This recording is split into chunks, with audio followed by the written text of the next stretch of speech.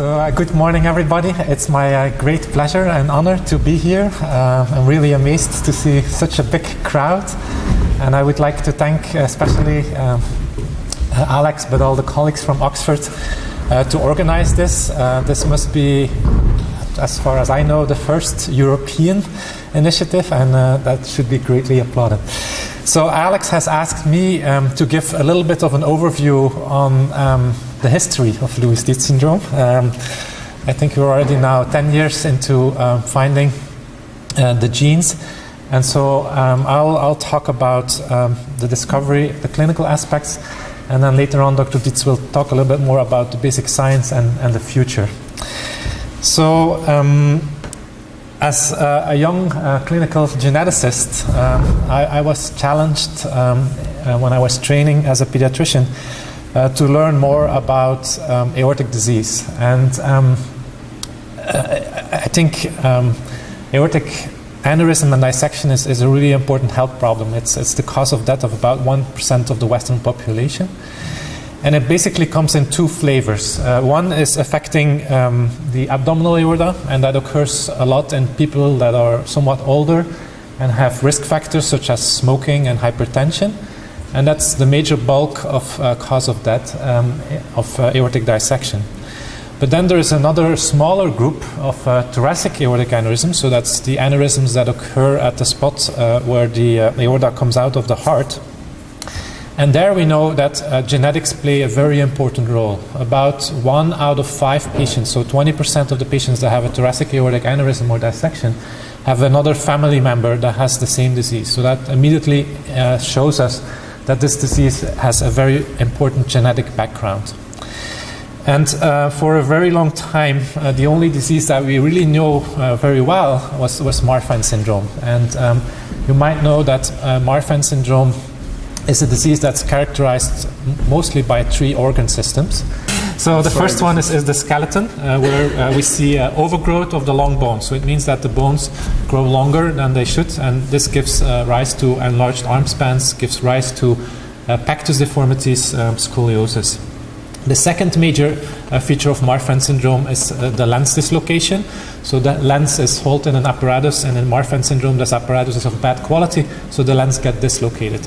And then most importantly for the life expectancy is the occurrence of aneurysms. And in Marfan syndrome they typically occur right at the spot where the aorta comes out of the heart, called the sinuses of Valsalva.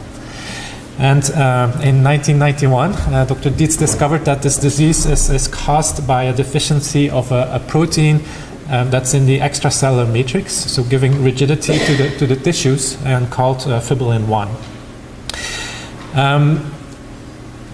Through a lot of work that was done in Hal's lab, there was a major breakthrough in our understanding of this disease. So in the past we thought that this fibrillin-1 was really a structural molecule giving rigidity to the aortic tissue.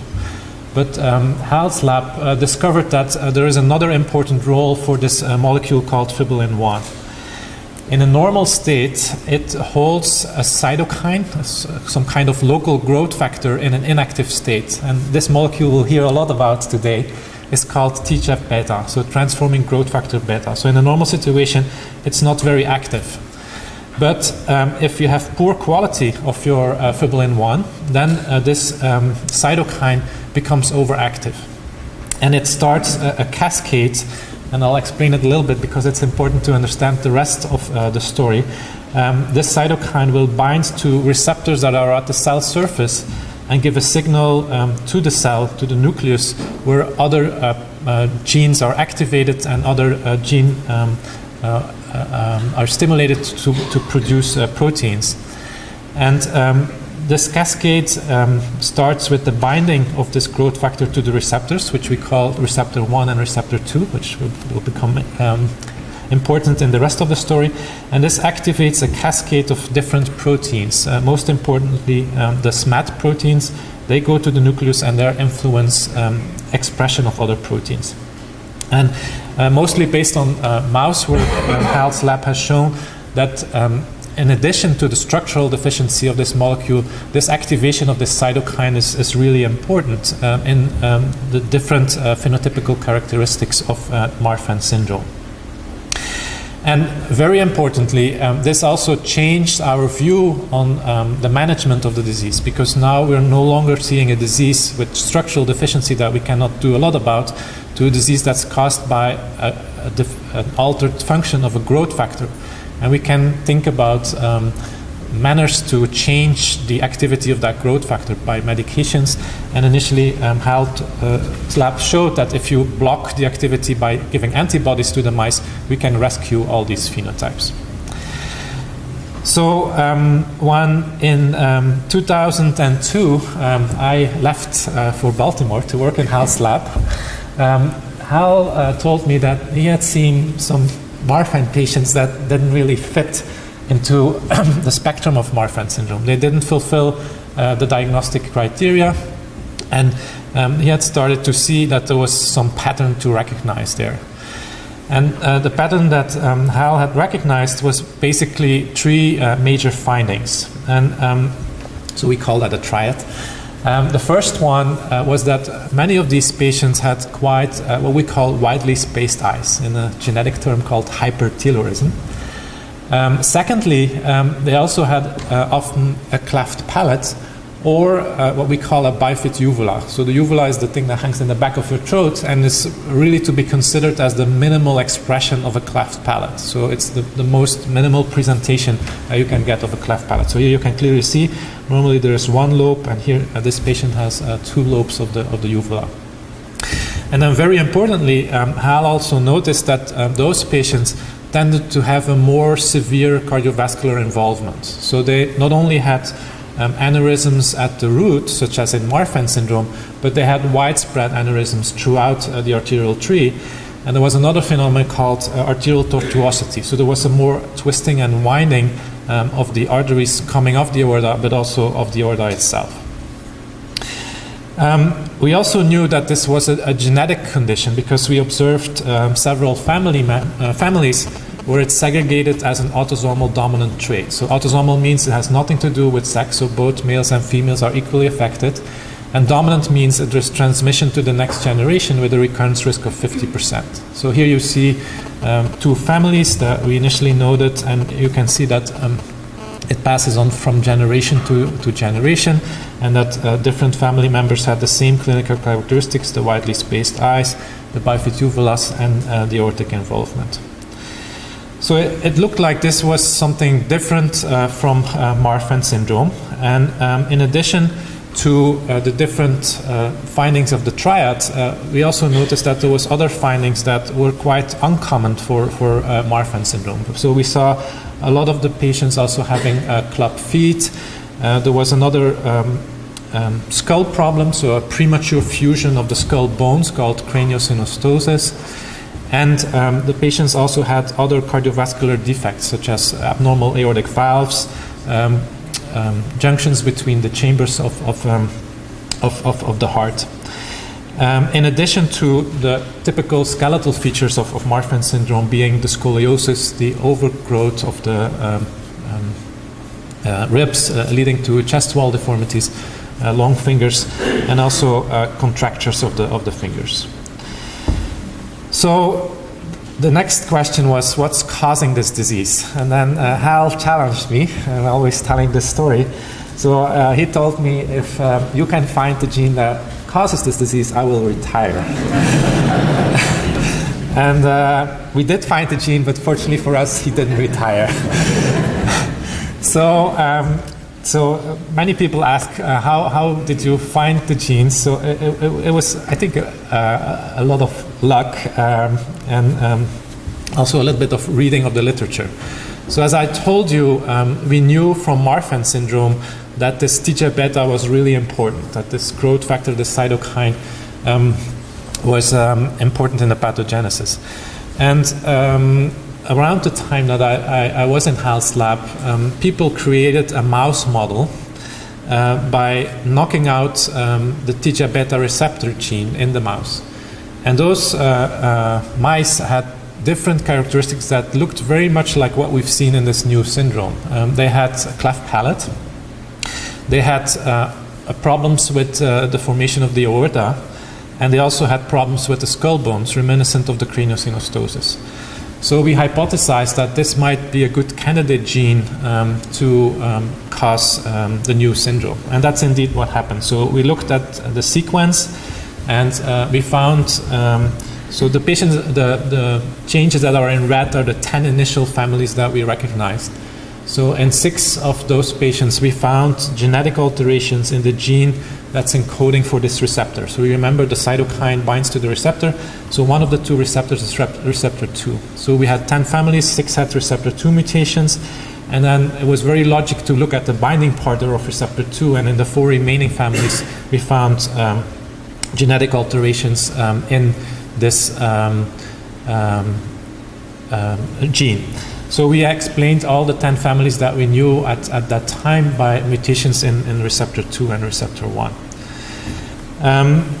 Hal will tell a little bit more about the pathogenesis, but just to give a brief introduction to that, most of these mutations were predicted to lead to a loss of function of this protein. So it would cause decreased function. And this has a little bit been challenging because I've just told you that in Marfan syndrome, when you have a deficiency of fibrillin 1, you have more activity of the TGF-beta. And now I'm telling you that a loss of function, so a decreased function of the receptor, which would lead to decreased signaling, is also leading to aneurysm and disease that looks very much like Marfan syndrome. So those two have been somewhat conflicting, and it has challenged the scientific community a lot. And you may have heard about this, and that's what we call the TGF-beta paradox. So different effects on the signaling pathway lead to an overall activation of the pathway. And that's what we've shown in tissues of humans. That's what we've shown in tissue of mice. I won't go into the details because Hal will talk a lot bit more about that. So since we described the first 10 families in this paper, we've seen many other families. The first additional cohort of 50 patients was reported in 2006. And I'll briefly review what the initial lessons were that we learned on the genetics and the clinical aspects. So first of all, we've seen a lot of what we call de novo mutations. So that means that there is no family history, and the mutation is happening for the first time in that family. So that was about 2/3 of the patients are a consequence of a de novo mutation. So it's really important that if there is no family history, that does not exclude the diagnosis of LDS. In our initial experience, we found about 2/3, 3/4 were receptor 2, and there's also about 1/4 to 1/3 in receptor 1. But I'll describe how in recent years we found other genes that explain some of the missing heritability that we had at that time. What we also learned is that it's really hard to predict the clinical severity from the specific mutation. So the mutation can help to confirm the diagnosis, but it does not tell us when will the patient have a dissection, will there be a lot of skeletal problems. So that seems quite variable among the mutations and even within a family. So initially we described type 1 and type 2. Type 1 were the patients that had more severe outward features. So they would have craniosynostosis, they would have cleft palate, they would have a lot of skeletal involvement. And type 2 we initially described as patients that have less craniofacial findings, but have overlap with another condition called Ehlers-Danlos syndrome. That means that they had a lot of skin findings and joint problems, being thin skin, easy bruising, bad scarring. I'll come back to that. Now we think this is really a spectrum, and that there is all shades of gray between those two types. And we have suggested to now number them by the gene that we found. So receptor 1 would be type 1, receptor 2 would be type 2, and the new genes that we identified will continue that numbering, and I'll show that at the end of the talk.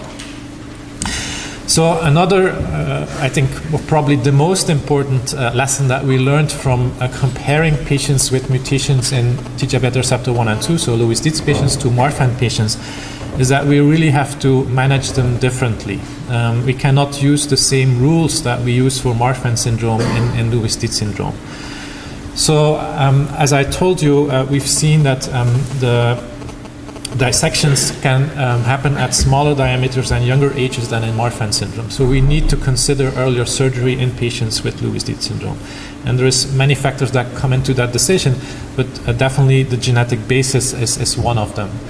Secondly, as I told you, we also know that aneurysms and dissections occur not only at the root as in Marfan syndrome, but also throughout the arterial tree. So it's not happening only at the spot where it leaves the heart, but also at the side branches. So we need to change our imaging strategies. We cannot just do an echo looking at the aortic root, but we need to do complete imaging of the arterial tree going from head to pelvis. So this was all pretty clear from the beginning. So what have we learned since? So we've learned 10 years more of clinical experience. How did we change our management strategies, and where did we find the new genes? So I'll first start with some overview of the clinical features. I'm using a cohort of about 150 patients. So that was the first 150 that we described, to show you the numbers of what we identified. So there is a lot of craniofacial features, as you know, and the most important ones are the widely spaced eyes, and then cleft palate, which occurs in about 1 out of 5 patients, along with a wide variability of uvula abnormalities. I'll show you some pictures. But then things that we also noticed is that the craniosynostosis might be a little bit less common than we initially thought. A lot of patients also have problems with strabism, and also the wide sclera look somewhat bluish in some of the patients. Another finding that I find very striking is that a lot of these young children have this bluish vein on the nasal bridge, which probably indicates that the skin is somewhat thinner there and that we easily see the veins that's underlying. I already mentioned the eye problems with strabismus. And then the uvulas can be quite variable. They can be really split, as you can see here on the right, just 2 completely separate lobes. But in other patients, it's more subtle, and it's more a broad uvula with a line, a raphe in the middle. So we see the whole spectrum in between those 2 extremes. And when I talk to physicians about the condition, I always show also a lot of facial features. Some of the patients have striking hypertelorism, but in other patients it can be really mild and subtle, and you would probably not pick it up. But I always tell the physicians to not forget the uvula, because there is the important clue, and many patients have been diagnosed by looking at the uvula. As I mentioned, they have skeletal features as in Marfan syndrome, so they have the pectus deformities, about 2/3 of the patients. They have scoliosis, about half of the patients. They have joint laxity, but also contractures, which I'll come back to. In general, the overgrowth in Loeys-Dietz syndrome is somewhat less pronounced than in Marfan syndrome. So if you calculate ratios between arm spans and height in Marfan syndrome, they're very often increased. In LDS, that's a little bit more subtle. The overgrowth is a little bit less. Also, the average height is less than in Marfan syndrome. So there is some overgrowth, but not to the same extent as in Marfan syndrome. And then, as I mentioned, in addition to the joint hypermobility, there can also be contractures of the fingers. Clubfoot is quite common in LDS, much more common than in Marfan syndrome. And as in Marfan syndrome, we also very often see flat feet. A finding that we initially saw, but we think is much more common than initially anticipated, is the cervical spine instability. So when a patient with LDS is diagnosed, I think the initial workup should look for cervical spine problems.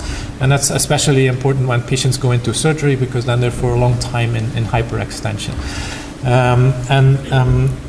In some of the patients, it needs surgical stabilization.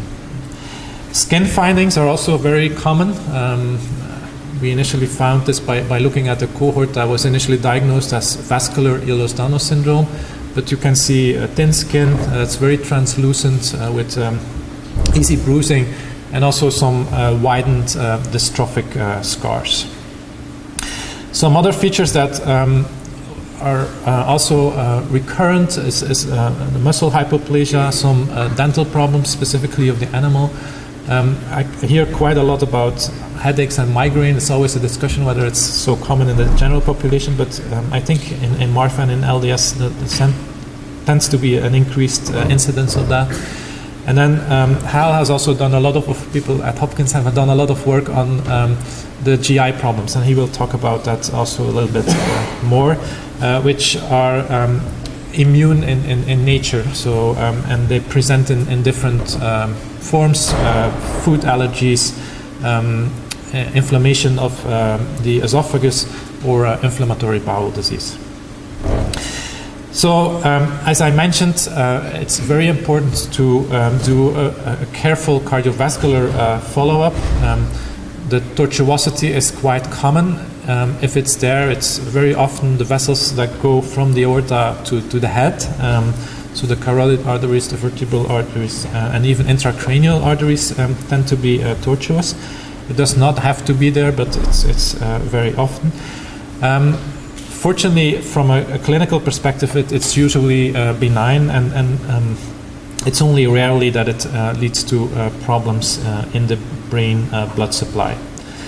In addition to the tortuosity, of course, we have to look for the aneurysms, and as I mentioned, you have to look from high up to all the way down to the pelvis. Most commonly, we see aneurysms at the root, that's as in Marfan syndrome, but they can occur throughout the aorta. So in the rest of the ascending aorta, in the arch, and also in the descending and the abdominal aorta. And about 1/3 of the patients also has aneurysms at the side branches of the aorta. So last year, Gretchen and a lot of other people that are very tightly involved in the management of Loeys-Dietz syndrome tried to put together all we knew about managing LDS in this paper. It's a paper that has open access, so every physician wherever in the world can see this paper and download it from the internet. So if your physicians are asking for guidance and help, this is a really good source because it summarizes organ system by organ system what we know and what we recommend. So if they just Google it, they should be able to download it. So I think we fine-tuned a little bit our medical management guidelines. We now know that there is a broad spectrum of disease, and we do not apply the same rule to every patient. So we take into account the severity of the disease, we take into account mutation, we take into account family history, we take into account what's known about the progression in that specific patient. But in general, we still recommend thinking about earlier surgery in LDS patients than in Marfan syndrome.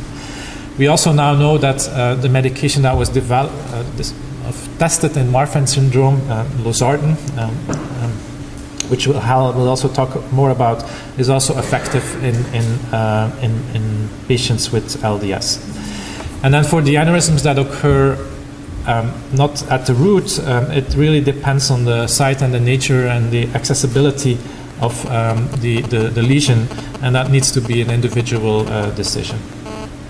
I think the good news is that patients have been doing very well with surgeries, and especially Duke Cameron and Hopkins has done many patients, and we're very happy to see that the outcome of the surgery is excellent. In the literature and in the scientific community, there has also been a lot of discussion about the spectrum of disease associated with TGF-beta receptor 1 and 2, and some people have reported mutations in the same gene in patients with called Marfan syndrome or maybe isolated aneurysm. What we've seen is that within the same family, there can be patients with less outward features of Loeys-Dietz syndrome but then in the next generation there might be a child with clubfoot and cleft palate. So we believe that the mutation cannot predict what's the severity. And in addition, we've seen all the mutations that were reported to be quoted with milder aortic disease and Marfan syndrome also in patients with LDS. So the primary mutation cannot tell us what is going to be the outcome or the severity of the outcome and where it will fit into the spectrum. So in general, I think there is a broad spectrum with, on the one side, a lot of what we call isolated probands, which I mean they don't have a family history. They're the consequence of a de novo mutation with quite severe outward features. And then at the other extreme, there is familial cases with less outward features of LDS, but with aortic aneurysm. But the same mutations occur at both ends, so there must be other genes and modifiers that determine the eventual outcome. And I think that's one of the challenges that we have to try to tackle in the next decade, is try to find better predictors of cardiovascular and non-cardiovascular severity in patients with Loeys-Dietz syndrome. So this is for the clinical part, and in the genetics we also made a lot of progress. So the first additional finding was done by colleagues in the Netherlands from Rotterdam. They found mutations in the gene called SMAD3. You might remember that after the cytokine binds to the receptor, it activates a protein. That's exactly this SMAD3 protein. What they initially reported that is, in addition to the findings that we see in Loeys-Dietz syndrome, such as the widely spaced eyes and the broad uvula and the skin findings, the cardiovascular findings, that those patients also had a lot of osteoarthritis problems. But we now know that even in families without osteoarthritis that look very much like typical LDS patients, we can find SMAD3 mutations. So it's also a very broad spectrum. We found many different mutations, and these children really look like typical Loeys-Dietz patients. We've seen families where there is no osteoarthritis at all, and only severe cardiovascular disease with aortic dissections at young age, aortic dissections related to pregnancy, and typical outward features with hypertelorism, bifid uvula, and craniosynostosis. So it's again a spectrum, and not all the patients do have this osteoarthritis. Hal has seen a family that even had craniosynostosis. This was the first family with also a very severe cardiovascular phenotype. So when we compare SMAD3 to TGF-beta receptor 1 and 2, there might be somewhat milder in their cardiovascular presentation, but they also have the widespread disease. There might be an increased incidence of osteoarticular problems with disc degeneration and also knee problems, but not all the patients do have this. So we're slowly expanding our figure, going from Marfan syndrome to Loeys-Dietz, adding aneurysm with osteoarthritis with mutations in this gene. And then most recently, we also identified two other genes. One is the TGF-beta2 gene. So for now, I've been talking about TGF-beta if there is only one, but that's not true. There's actually three TGF-betas, 1, 2, and 3. And we, for the first time, identified mutations in the cytokine itself also. We discovered this gene by studying this male from the Netherlands. And in addition to Marfan and LDS features, he also had mild learning problems. And for a geneticist, that's a kind of a red flag to look for a very specific genetic alteration, which we call a deletion.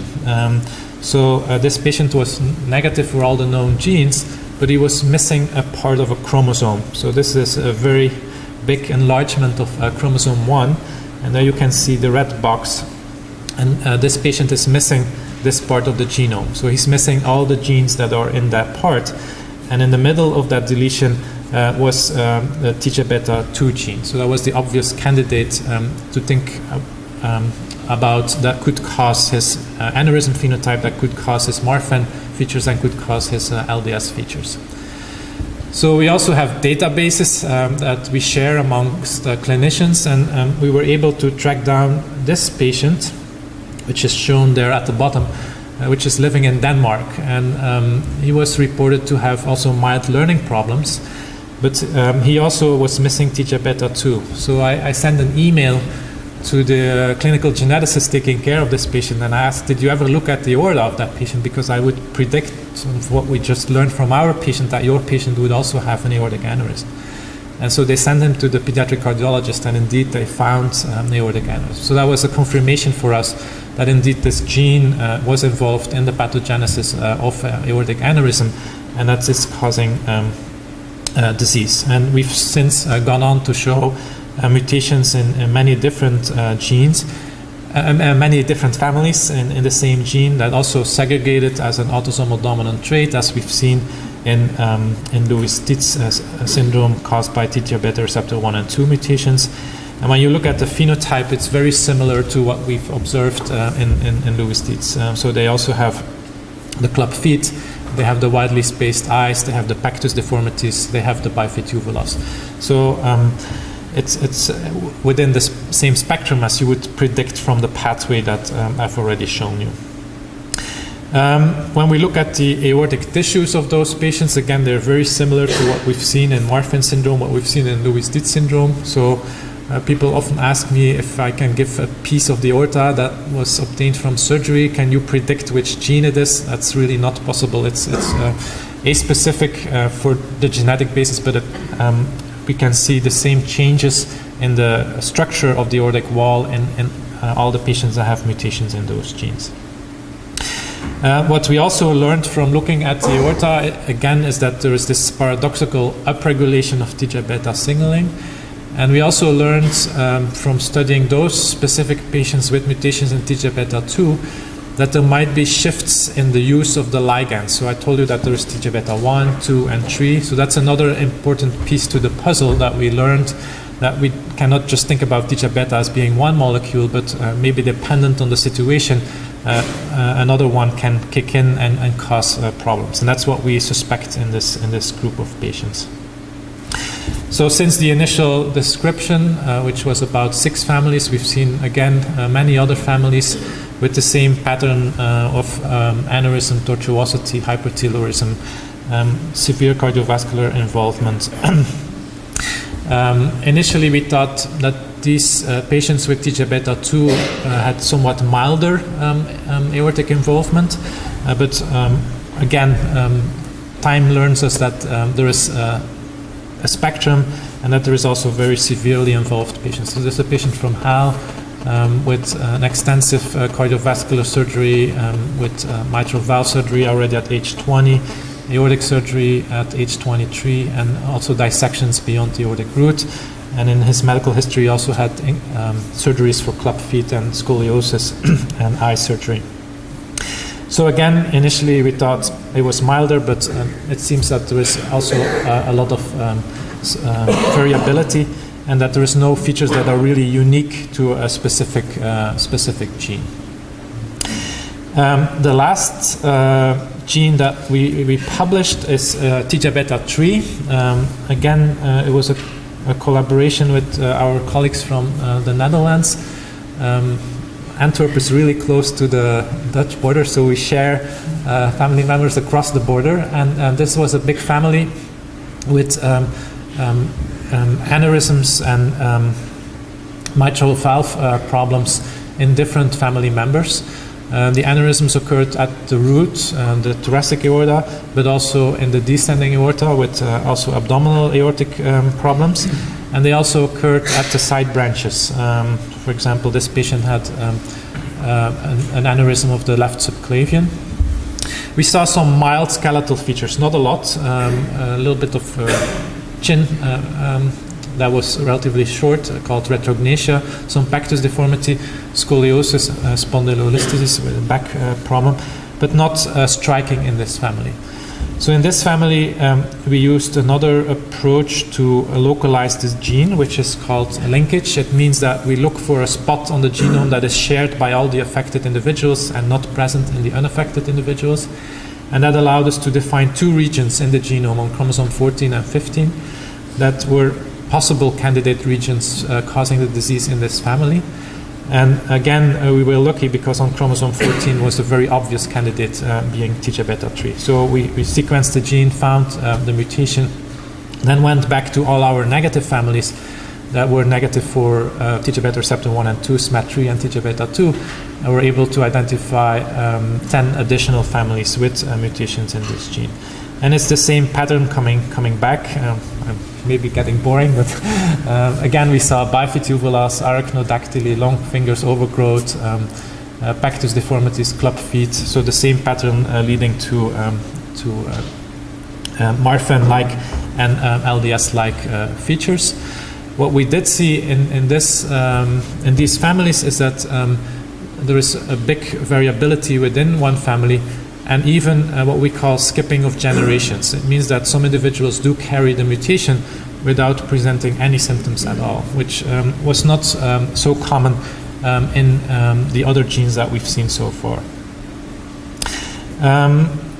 With respect to the cardiovascular phenotype, we were able to show that similar to TGF-beta2, our initial impression is that maybe the cardiovascular severity might be a little bit milder than TGF-beta receptor 1 and 2, but again, I expect that with time we'll see exceptions to that, and that there will be a wide range. But the median age of dissections was somewhat older than what we observed in TGF-beta receptor 1 and 2. But similar to TGF-beta receptor 1 and 2, we saw widespread involvement both of the root, descending aorta, and also abdominal aorta, and disease beyond the aorta. And we were able, the same mechanism again, looking at the tissues, and we saw upregulation of the TGF-beta signaling, and also the shifting of the ligands. And then the last one, we've not yet published, but we think that SMAD2, which is the sister of SMAD3, also has implications in LDS. We've seen this woman who also has an extensive history of Marfan-like features with pectus surgery, scoliosis, and aortic root surgery at age 53. She also has skeletal findings with long fingers and some craniofacial findings with a very narrow palate with a broad uvula, and she has a mutation in a gene in a molecule that's very important in the function of SMAD2.